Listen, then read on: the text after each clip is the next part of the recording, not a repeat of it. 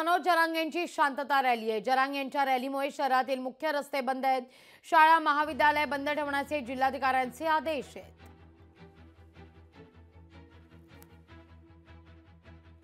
या सगळ्याचा आढावा घेतला आमचे प्रतिनिधी कमलाकर बिरादार यांनी। मनोज जरांगे पाटील यांचं काही वेळातच नांदेड येथे आगमन होणार आहे। आपण बघू शकतोय की मराठा बांधव जे आहेत ते लाखोच्या संख्येने हे राज कॉर्नर या ठिकाणी जमा झालेले आहेत आणि मनोज जरांगे पाटील यांचं आगमन होताच नांदेडमध्ये ही चित्र आहेत।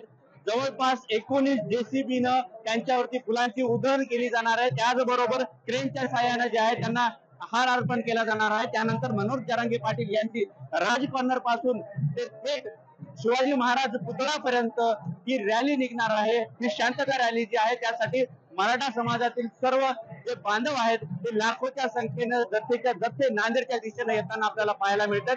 तर जंगी स्वागत जे आहे मनोज जरांगे पाटील यांचं या ठिकाणी नांदेड शहरात होणार आहे। छत्रपती शिवाजी महाराज पुतळा या ठिकाणी त्यांच्या या रॅलीचा समारोप होणार आहे आणि तेथून मनोज जरांगे पाटील जे आहेत जे मराठा समुदायाला संबोधित करणार आहेत। आज नेमकं ते या समाजाला काय संबोधित करणार याकडे सर्वांचं लक्ष लागलेलं आहे।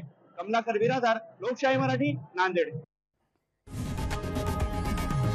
लोकशाही मराठी ऐका, पहा, जागरूक रहा।